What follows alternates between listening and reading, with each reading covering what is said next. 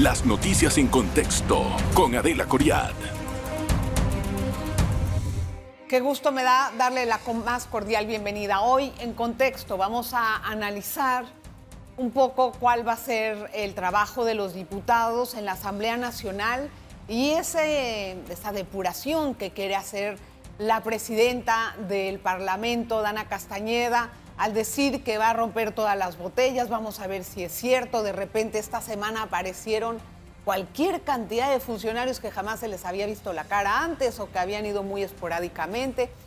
¿Qué es lo que guardan todas las planillas secretas, supuestamente, la 001, la 002 y otras que tienen guardadas? Vamos a conversar acerca de este tema con uno de los diputados que asiste al Parlamento y que también tiene otros proyectos en mente. Él es José Pérez Barboni, del partido MOCA, del Movimiento Otro Camino Panamá. Bienvenido. Muchas gracias, Adela, por la invitación y saludos a todos los televidentes que nos acompañan en este programa. Al contrario, es un gusto tenerle, don José. ¿Qué le puedo empezar a preguntar? Realmente todos los panameños estamos muy fijados en el trabajo que hacen los nuevos diputados, las generaciones jóvenes como usted, que están tratando de darle una mejor cara a la Asamblea Nacional. Y lo primero que vamos a ver va a ser sus actuaciones en todo lo que vayan a hacer, ¿no? Entonces, en ese sentido, si usted puede hablar en persona, por nombre propio, ¿cuál puede ser la palabra que usted puede definirse como diputado para dar esa imagen? Bueno, mira, yo creo que soy una persona muy determinada. Definitivamente, como bien mencionas, la vara está muy alta y eso es por lo que hemos visto en las últimas administraciones del primer órgano del Estado. De alguna forma u otra, bien lo mencionas, las miradas están fijadas en estos nuevos políticos, independientemente si son de la línea independiente, del Movimiento Otro Camino, inclusive en los nuevos políticos de partidos tradicionales. Y de alguna forma u otra, esta semana me di cuenta, ha sido una montaña rusa de emociones. Es un mundo en el que te das cuenta que puedes pasar de cero a héroe y de héroe a cero muy rápido. Y yo creo que con esa reflexión me quedo para siempre acordarme que la curul no es mía y que la curul definitivamente le pertenece al pueblo y a quien te puso ahí. Me gusta la analogía que hace, pero eso lo dicen por las licencias, ¿no? Claro, por la lo digo por la que votación hizo porque... y por la nominación que resultó con Cedeño, ¿no? Bueno, sí, definitivamente lo que sucede con el doctor Cedeño, pues, y la votación, creo que me da un golpe de realidad, de que no necesariamente lo que es legal es moral, de que no necesariamente lo que pues, tus compañeros de partido promueven es quizás lo que comparte tus principios o tu criterio. Y yo por eso no le resto para nada la trayectoria del doctor Cedeño, y mucho menos a mi compañera Grace. Creo que el doctor ha hecho grandes luchas desde su figura como abogado. Ahora tiene un micrófono más fuerte, más potente, facultades, que puede quizás caer en ese conflicto que bien menciona la ciudadanía. Pero inclusive dentro de mi proyecto de ley para reformar el reglamento interno de la Asamblea, hablo sobre lo difícil que es para un diputado que también es abogado salir a litigar por el conflicto de interés que crea. Entonces, ¿por qué votó al revés? Creo que me agarraron en mis 5 minutos de principiante. O sea, ¿qué le dijeron para que votara eso? No, ¿cómo fue esa conversación? No hubo ningún tipo de conversación privada per se. Simplemente el doctor Cedeño pues, presenta lo que viene siendo esta solicitud, esta pues... Moción, exacto, lo que va a ser la resolución. Y él pondera que él quiere utilizar su licencia para defender al país, para hacer activismo social. Pero el tema es que en la resolución también vienen otros nombres que no necesariamente quizás tienen esa misma intención. No estoy diciendo que no la tengan, pero yo no puedo partir desde la posición de, para él sí, para los otros no, porque se ve bastante discriminatoria, bastante discrecional, y tenía que ser cónsono con que también firmé esa resolución. Y ya cuando yo la firmo, creo que ahí cometo el primer error, porque me doy cuenta de que, oye, ya la firmé, ahora me va a tocar votar a favor de lo que yo estoy proponiendo junto al doctor Cedeño y Grace. Pero ya yo en ese momento había entendido, y recordando mi propio proyecto de ley, porque algunos dicen que no lo leí inclusive, y me duele un poco porque sí lo leí con mi equipo de trabajo, y realmente lo formulamos con mucha dedicación, mucha pasión, mucho tecnicismo, 55 artículos que reforman el reglamento interno. Digo, espérate, uno de mis artículos, específicamente el 225A, si no me equivoco, está hablando de que si se va a dar la licencia tiene que ser sin sueldo, y que condeno la práctica porque creo que es lamentable. Y lo hiciste al revés. Y pues al parecer caí en ese momento de la votación y yo pues le pido disculpas a mis electores y al país. Creo que no va con mis principios y me alegra que me haya pasado temprano, porque ahora en adelante yo no soy de creer en 1 o 2 strikes, ni 3 strikes. Es un error y punto, tratar de mejorar desde ahí. Usted pasa de ser una persona que no es figura pública a estar prácticamente bajo los faros, ¿no? De los medios y de todo el escrutinio público. Sobre todo porque esperan mucho de nosotros. Exacto. Los de Entonces, Moca, los nuevos. Ese cambio en su persona, ¿le está costando trabajo? Mira, no te voy a mentir y creo que es la primera vez que lo digo en televisión, pero obviamente ahora aprecio mucho mi privacidad. Antes quizás era como que, bueno, hoy me voy a ir a un restaurante a ver un partido de fútbol o a ver esta otra situación. Y ahora prefiero quedarme en casa, como pedir comida, pues tener como que ese momento conmigo mismo para hacer esa retroalimentación, esa catarsis, tener ese momento de relajación. Porque obviamente tú sabes que la gente te está viendo. Sabes que la gente está pues, ahí pendiente y hay mucha gente que se acerca y te promueve muy buenas ideas, que te felicita, otros que quizás te dan consejos, pero aprecio quizás a veces estar fuera como de la vista, ¿sabes? De las personas porque ¿Y por qué estás todo el día. ¿Qué pasa cuando lo ven y lo reconocen? No creo que nada malo, al contrario. Por ahora todo ha sido muy lindo, muy positivo. Pero de vuelta, creo que soy una persona que aunque me puedo tratar de proyectar muy seguro y muy preparado al momento de ponderar mis ideas, mis proyectos, también soy una persona pues algo tímida en esas circunstancias que estoy en un restaurante, estoy en un lugar y no se aprecia mucho su privacidad. La aprecio, me he dado cuenta ahora que la aprecio mucho en estos momentos. Prepárese porque siendo figura pública y empezando, va a ver en estos 5 años que no va a ser tan sencillo tener esa vida tan privada, pero siempre la humildad le ayuda a salir adelante en donde esté. Voy a hacer la pausa, vamos a regresar enseguida con más, vamos a conocer acerca de las botellas y los cambios en la planilla. Quiero darle la más cordial bienvenida si nos acaba de sintonizar. Hoy hablamos con José Pérez Barboni, él es diputado del Moca. Y mire que se ha abierto con nosotros a darnos una visión más humana de cómo le ha cambiado la vida de un momento a otro. Diputado, la presidenta del Parlamento ha dicho que va a romper las botellas. Yo quiero saber, ¿eso va a ser cierto o no? Mira, yo creo que Dana Castañeda, nuestra presidenta para esta primera legislatura 2024-2025, ha mandado mensajes contundentes. El día de ayer ella hace un recorrido junto a otros participantes de bancadas, junto a otros diputados, para verificar en los departamentos y en los diferentes despachos si realmente las personas que aparecen en esas planillas están fungiendo con las diferentes obligaciones que tienen.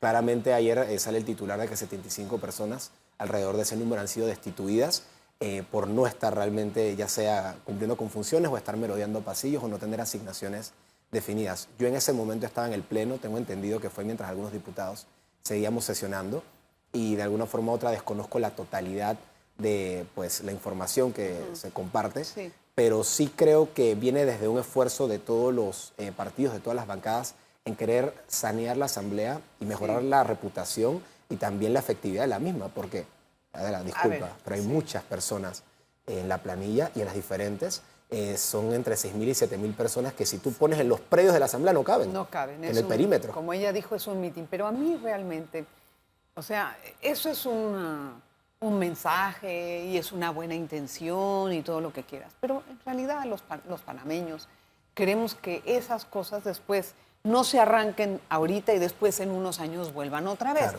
Yo como ciudadana me gustaría que usted nos pudiera revelar el contenido de las planillas 002, 001 y de la planilla 172. Cualquiera que sea eso, ¿dónde están esas planillas? No, bueno, yo creo que eso es una parte que ahora le toca nuevamente a esta primera presidencia, a esta primera junta directiva, transparentar las planillas. Entendamos que la 001 y la 002 hablan del personal fijo de la Asamblea y del personal también de los despachos. Entonces, posteriormente, la 172, que creo que ha tenido hasta más controversia, es la que principalmente se tiene que ir transparentando y limpiando. Pero no podemos tener acceso a esa planilla. Si fuera por mí, si yo fuera presidente de la Asamblea Nacional o segundo vicepresidente como aspiré, con mucho gusto hubiese impulsado eso. Y creo que es el mensaje que le estamos tratando de mandar también a Dana, a nuestro primer vicepresidente, a nuestro segundo vicepresidente, porque ellos saben que eso es lo que el país quiere. Y créanme, hay buena disposición, mejor que el último quinquenio. No creo que la van a sacar Ojalá podamos estar equivocados y que sí la saquen. A ver. Pero quiero pensar positivamente en esta primera junta directiva, ¿no? Pensar positivamente. Pero con los ojos abiertos. No es malo, pero ¿usted cree que la vayan a sacar habiendo todavía varios diputados que tienen nexos con otros que pueden haberse o que se vean lastimados, por así decirlo, o en el ojo público con eso? Quizás todavía no.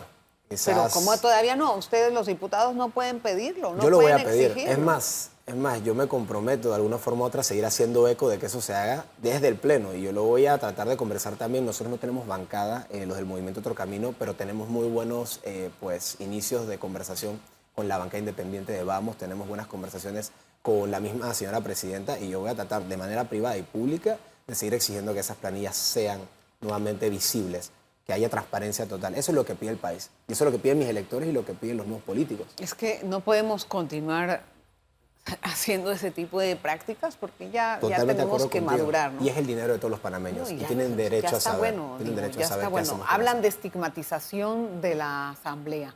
Lo dijo la diputada Dana Castañeda en su discurso inaugural. ¿Es merecida la estigmatización o no? Mira, yo creo que acuesta fama y... ¿Cómo se crea fama y acuéstate a dormir? Dice el dicho. Entonces, de alguna forma u otra, sí, la Asamblea tiene una reputación y una imagen lastimada, una imagen totalmente turbia, y yo creo que es con justa razón que nos la hemos ganado. Y lo digo, nos la hemos ganado porque yo soy parte de la Asamblea Nacional. Sea bueno, sea malo, sea un buen diputado o no, creo que todos somos parte de ese hemiciclo, somos parte de esa Asamblea, de esa imagen del primer órgano del Estado. Y de vuelta, esto que tú solicitas es parte de mejorar la imagen de la Asamblea Nacional. Es mi dinero el que se usó ahí, y el de usted cuando estaba pagando impuestos, y el de todos los que nos están mirando. Claro, y todos los que nos están viendo. Yo creo que ya es hora de que nos muestren quiénes estaban cobrando dinero y quiénes tenían todos estos nexos, o sea. No, claro que sí, y eso va a salir, porque hay muchos diputados reelectos, la realidad es que no son la mayoría, pero que quizás tienen mucho que responder por esas planillas que eventualmente van a ir saliendo a la luz, porque tengo fe de que eventualmente van a ir saliendo a la luz. Y quiero pensar que tenemos nuevamente una intención diferente, por lo menos los independientes, el Movimiento Otro Camino. Y no creas, hasta varios diputados nuevos de los partidos tradicionales y viejos se han dado cuenta que o cambian el discurso o eso les cuesta su carrera política. Y todos están pensando en costo político en estos momentos. Quizás yo un poco menos, porque de los 71 diputados o 70 que hemos sido proclamados, yo soy el único que ya anunció que no se va a reelegir. Entonces yo quizás actúo con un poco más de libertad al momento de pensar en mis principios y criterios y mis solicitudes, pero ahí todos tienen que pensar en su costo político, ya sea vayan para diputados o para otros cargos. ¿Y por qué no quiere reelegirse? Mira, yo creo firmemente que mientras más personas lleguen al debate nacional, se mejora la imagen de la Asamblea. Y sí, quizás yo puedo repetir en un segundo término porque la gente dice lo hiciste tan pero tan bien como se le pidió a algunos diputados de la banca Juan Diego, por ejemplo. Juan Diego, Gabriel, un Edison Brose, que ha sido un asesor muy cercano a mí para este proceso, podían perfectamente bien aspirar y ganar. Pero yo creo que si ellos le daban la oportunidad a otros diputados como lo hicieron, traes nuevas ideas al Parlamento. Como yo le digo a un joven de 25 años en la próxima elección, tú no vas a correr porque voy yo de vuelta. Cuando a mí me dijeron, Gabriel, tú tienes la oportunidad de correr porque ya yo no voy. Pero puedes tener otras aspiraciones políticas. A otros cargos, sí, no lo he descartado al 100%, pero hay un tema que sí me genera un poco de conflicto. ¿Cómo yo me despego del hemiciclo, de la Asamblea Nacional, en esos últimos 6, 5 meses para hacer campaña cuando mis esfuerzos deberían estar concentrados en la Asamblea? Me eligieron para trabajar 5 años. Es un poquito temprano para hablar de eso, ya lo verá. Ahora, quiero entender una cosa antes de ir a la pausa. Agradezco una respuesta más breve. Las relaciones entre Moca y la bancada independiente están en buen camino, porque hubo varias diferencias con respecto a las votaciones que hubo recientemente, y quería entender también si Moca tiene pues algún tipo de pensamiento uniformado o cada quien hace la votación que quiera. Todos en Moca somos libres de criterio, no recibimos una línea de parte del partido ni de nuestros líderes del partido, y en cuanto a la relación con Vamos es muy robusta. Hay una alianza estratégica que de hecho reforzamos el día miércoles, el día jueves, inclusive estamos hablando para integrar comisiones junto a ellos, ya que al no tener bancada, pues ellos están teniendo esa deferencia con nosotros y por eso estamos muy robustos en la alianza. Vamos a hablar vamos a hablar de las comisiones a la regresada y también de algunos proyectos de ley que tiene ya presentados en la Asamblea. Bueno, son anteproyectos. Una pausa. Bien, en este bloque vamos a tratar de hablar acerca de las comisiones. La conformación, en cuál usted aspiraría a estar y qué posibilidades hay de que llegue a él. Yo tengo una realidad un poco triste, un poco limitada comparado a los otros colegas diputados, porque yo no tengo bancada en estos momentos. El reglamento interno indica que son 4 como mínimo para conformar la bancada o la fracción parlamentaria. Nuestra intención inicial era tener una fracción parlamentaria mixta. Tuvimos negociaciones con el Partido Popular, con la diputada Patsy de la Chorrera, tuvimos conversaciones con otros colectivos. ¿Pero por qué no salió con Patsy? Bueno, yo creo que de alguna forma u otra tenemos los mismos principios, tenemos una agenda muy similar. Patsy también es de línea independiente, ya que ella fue postulada por el PP, pero no está inscrita. Simplemente, no sé, la relación pues no llegó a concretarse en esa bancada. Nos llevamos bien, tenemos buena relación, pero... ¿Qué impidió que pudieran estar juntos? ¿No? Habría que preguntarle a Patsy Lee. La verdad es que creo que de nuestro lado planteamos inclusive que ella fuese nuestra jefa de bancada. Le permitimos también decidir sobre esa junta directiva ampliada en la asamblea, acceder a las comisiones que ella quería, pero creo que más allá de eso no podíamos ofrecer mucho. Claro. Somos un grupo de 3 que estamos en la misma página. Yo aspiro a credenciales. Desde que entendí los roles de las comisiones sabía que podía aportar mucho en credenciales. Lastimosamente no veo muy posible llegar, por lo menos no en esta primera legislatura, en base a mi realidad. Nuestra conversación inicial para poder lograr estas comisiones ha sido con la bancada independiente, para que pues, podamos entender cuáles son esos roles que quizás no van a tener ocupación por parte de ellos. Y a mí se me ha, por ejemplo, ponderado para la de Relaciones Exteriores, ya que he tenido una preparación pues, muy cercana al mundo diplomático. Y pues me manejo muy bien también con lo que vienen siendo esas embajadas, con todos estos grupos de sociedad civil. ¿Y con cuál otra? Porque siempre hay varias, no es la única. Claro, ¿con cuál otra? ¿Con qué otra comisión le gustaría entrar? Bueno, porque no se quedan con una, ¿no? Yo soy un fiel creyente también de que se puede aportar mucho desde la Comisión de Gobierno, todo lo que es el tema de la seguridad, todo lo que es el tema también de gobierno. Del sistema penitenciario, que está... Mucho que hacer. Y presupuesto sí siento que es muy temprano para yo aspirar a una comisión de tal envergadura, de tal importancia. En estos momentos quiero apegarme a mis realidades y posibilidades. Y bueno, Grace y Ernesto también tienen aspiraciones que creo que están siendo discutidas con este grupo de la coalición Vamos, de la bancada independiente. Y ya los 10 días que se nos facultan desde la instalación de la asamblea para conformar bancada, siguen concentrando sus esfuerzos en lograr esa bancada. No hemos tirado la toalla, la tiraremos cuando ya se nos indique que tiene que ser así, pero ahí estamos. Siguen, ok. Pero siguen. En cuanto a los proyectos de ley que presentó, usted tiene dos iniciativas, una para reformar el reglamento interno y la otra es para evitar el despilfarro en el IFARO. Correcto. Entonces me gustaría empezar por la del reglamento interno, no tengo mucho tiempo, así es que si podemos resumir los puntos más principales. Eliminar los beneficios, como ya previamente se han mencionado y solicitado por la población. Uno de los más innovadores es reglamentar la moción de censura, que nos permitiría no solamente fiscalizar el trabajo de los ministros, sino darnos también las herramientas para destituirlos en caso que no se apeguen a su agenda. Y por supuesto también todo lo que tiene que ver con el procedimiento parlamentario per se.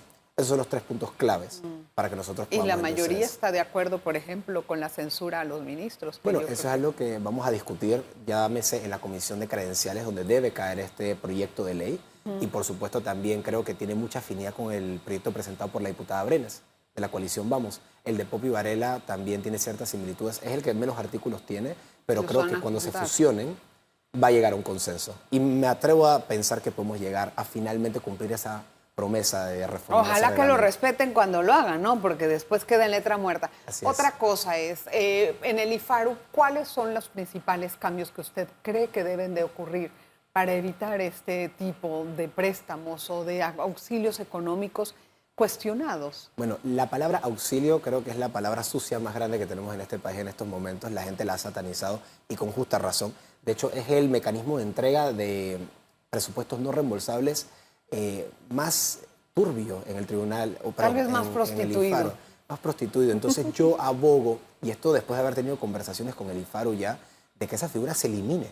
De que la figura del auxilio económico únicamente se materialice para cumplir la educación obligatoria por el Estado, que es la escolar, pero que únicamente para financiar en métodos no reembolsables la educación universitaria sea mediante becas. Becas que se paguen después. No, becas que sean entregadas por mérito. Pueden ser por temas también de que el estudiante cumple con un perfil cultural, un perfil extracurricular que le permite ser sobresaliente. Hay realidades diferentes, no le podemos exigir lo mismo al joven de la comarca que al joven de la ciudad capital, pero eso se tiene que analizar dentro de la institución. Y por supuesto también que los créditos entonces se sigan entregando con un mecanismo de austeridad y también en base a la necesidad de la profesión en el país. Porque no podemos simplemente seguir entregando becas y créditos. ¿Pero cómo sería este discernimiento con todo? Debería de haber como un protocolo, un mecanismo, un estatuto para seguir, porque si no queda discreción, ¿no? No, sobre todo con el tema de las becas, creo que la parte del grupo social que analiza realmente los perfiles en base a la necesidad tiene que ser muy robusto e ir más allá de un funcionario que recibe papeles, les pone un sello y dice este lo recibe o no. Tiene que pasar procesos de entrevistas rigurosos, procesos de inclusive visitas quizás a las casas para verificar que lo que se... Necesitas darle más presupuesto al IFARU y más personal. No necesariamente, y de hecho parece que todo indica que el IFARU va a recibir menos presupuesto en esta ocasión, lo cual me alegra, porque no ha sido un ente que ha pues, administrado de la mejor manera ese presupuesto. Se politizó. Se politizó, es un botín político. Tal vez. Es un botín político para devolver favores y no se está realmente supliendo la necesidad educativa del que lo necesita. Y sería bueno entender realmente quiénes verdaderamente aprovecharon ese auxilio y quiénes no. Y bueno, lastimosamente la idea de volver, por ejemplo, un auxilio a crédito parece que legalmente está bastante blindado. No es retroactivo el poder volver lo que ya fue entregado como auxilio a un crédito. Y es una lástima, y lo digo así, porque no necesariamente lo que es legal es lo que debería ser lo correcto. Entonces, esa promesa de que ellos van a tener que devolver algo, ¿eso va a quedar en tinta? Es un mecanismo que tenemos que analizar tanto el legislativo como el ejecutivo. La Corte Suprema de Justicia eventualmente tendrá su ponderación, pero ojalá se logre, porque creo que hay mucha gente que tiene toda la facilidad de devolver ese auxilio en un préstamo. Y ni siquiera conocemos toda la lista. No la conocemos. Y de vuelta, vámonos a lo de las planillas. Así mismo también la lista del IFARU. Hay una ley, la Ley de Protección de Datos, si no me equivoco, que es la que está limitando que cuando yo le dije al IFARU, por favor, quiero que todos los nombres sean públicos, los nombres, las cédulas y lo que se están llevando ellos. Me dicen no, la ley lo impide. Así es. Entonces, ¿deberíamos hacer cambios en la Ley de Protección de Datos? Eso viene, y eso viene desde mi despacho, porque para poder lograr ese fin, para lograr esa meta, yo tengo que entonces tocar otras leyes, porque a veces hay que derogar y a veces hay que eliminar leyes que impiden realmente la transparencia. Modificarlas, porque la Ley de Protección de Datos se discutió bastante en un tiempo y al final, bueno, el resultado quedó un poco cuestionado, que se mete en cuanto a la transparencia, la libertad de expresión o de información, y eso quedó sin resolver. Una línea muy delgada entre la protección de datos y promover la opacidad en los procesos gubernamentales. Bueno, vamos a ver. Gracias, José, por estar con nosotros, de verdad. Muy amable, bienvenido y no pierda el camino. Así es. Nos va a tener mucho gusto tenerlo acá en Contexto. Gracias, Adela. Gracias por estar con nosotros. Óigame, gracias a usted por la atención dispensada en toda la semana. A nombre de todo el equipo que hace posible este programa, le agradezco.